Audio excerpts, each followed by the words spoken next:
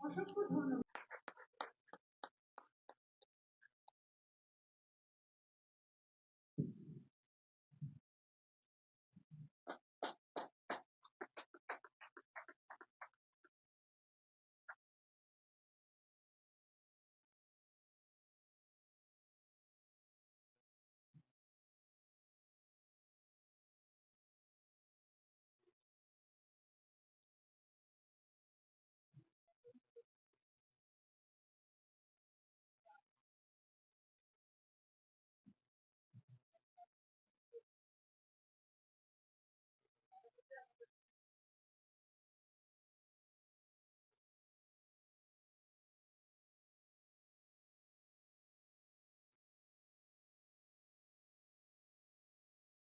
কিন্তু আমি ফলো করি, কিন্তু জেলা পর্যায়ে যখন আমরা বিভিন্ন জেলাতে কাজ করেছি, সেখানে কিন্তু অনেক জেলাতে, বিশেষ করে আমাদের যে সমস্ত গ্রেটার ডিস্ট্রিক্টগুলোতে স্কোয়াশ যে কোর্ট আছে, সেখানেও কিন্তু খেলাগুলোর কর্তব্য করতাম।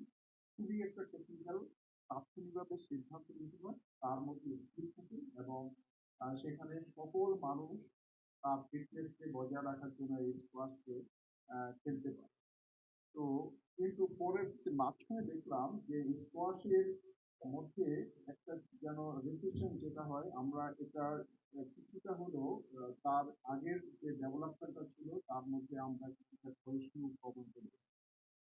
তো আমরা বর্তমানে স্কোয়াশ ফেডারেশনকে ধন্যবাদ জানাচ্ছি যে আন্তর্জাতিক মানের একটি টুর্নামেন্টের আয়োজন করতে যাচ্ছে। তার মধ্যে বাংলাদেশ, শ্রীলঙ্কা, আহ, আহ, ভারত এবং 6টা দেশ অংশগ্রহণ করে। আর্মি স্কোয়াশ যে তাদের স্কোয়াশে এবং কমপ্লেক্স এবং ইন্ডিপেন্ডেন্ট বিশ্ববিদ্যালয় স্কোয়াশে এটা অনুষ্ঠিত, এবং সরকার কাজ করে মূলত পলিসি লেভেলে আমরা বিভিন্ন ধরনের পলিসি সাপোর্ট দিয়ে থাকি, তার মধ্যে ফিনান্সিয়াল সাপোর্ট, কিন্তু খেলার উন্নয়নের জন্য স্পন্সরশিপ আমাদের মাননীয় উপদেষ্টা মহোদয় এবং বিগত উপদেষ্টা পরিষদেও খেলার উন্নয়ন নিয়ে আমরা কি কাজ করি সেটা নিয়ে কিন্তু আলোচনা করছি।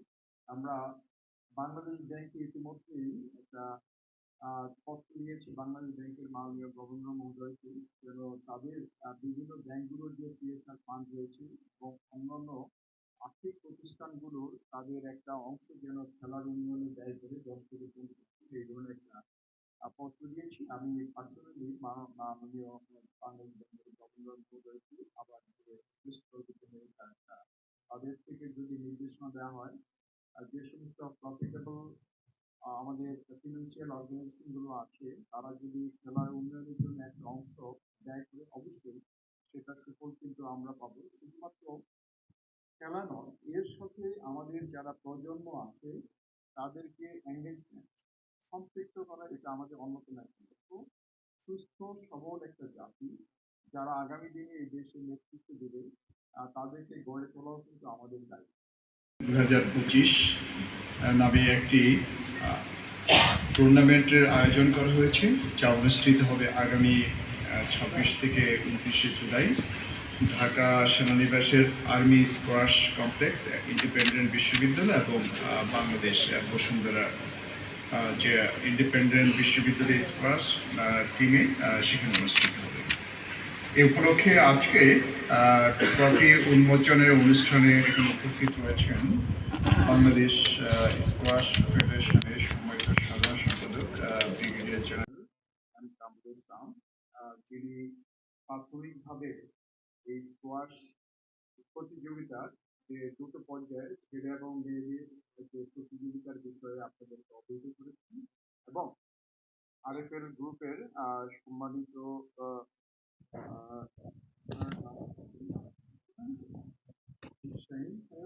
যিনি এখানে আরএফএল গ্রুপের যারা স্পন্সরশিপে আমাদেরকে স্কোয়াশকে উন্নয়নের পথে তাদের স্পন্সরশিপ আমাদের জন্য শক্তিশালী করেছেন, তার বক্তব্য শুনে আসলে আপনারা জানেন যে যুব ও ক্রীড়া মন্ত্রণালয় আমরা দুটো বিষয় নিয়ে কাজ করি।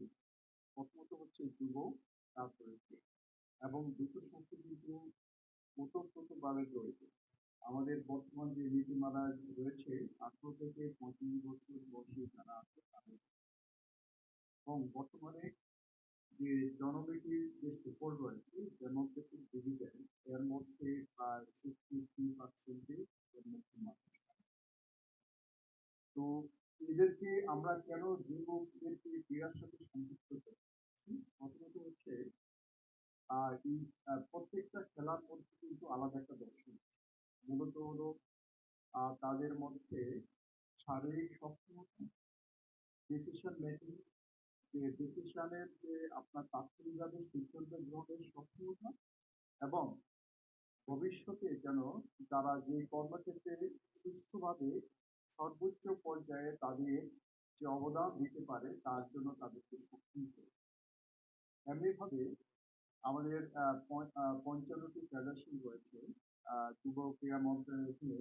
তার মধ্যে আমরা ৫২টি ফেডারেশন, কয়েকটি ফেডারেশন যারা ছিল ইতিমধ্যে কয়েকটা ফেডারেশনের যেহেতু একটু রিডান্ডেন্ট ছিল, ওভারল্যাপিং ছিল, আমরা ৩টি ফেডারেশনকে মার্জ করে দিয়েছি। বর্তমানে ৫২টি ফেডারেশন রয়েছে।